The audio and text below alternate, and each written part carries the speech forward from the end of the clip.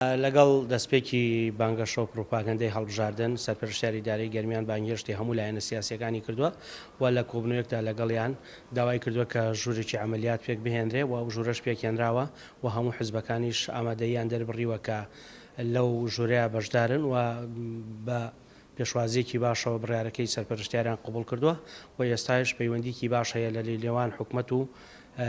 لایەنە سیاسیەکان و بەردەوام لە پەیوەندی داین و خۆشببختانە تا ئێستا خوڕوقاتێک بۆ شێوە ڕووی نەداوە کە بێتە مای نیگەرانی یان بە فەرمی ئێمە ئاگدار بکەنەوە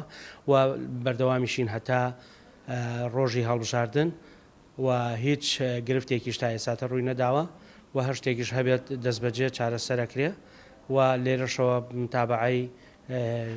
شێوازی بانگەشەکە ئەکرێ خۆشببختانە بە شێوازێکی زۆر هێمنە و بێکێشەیە بێگرفتە و ئومێ دەکەین زۆر هێمنتر و بێگرفتتر بێت ئەوە هەر شتێکیش هەبێت لێرەوە ئەمە چارەسەرێکی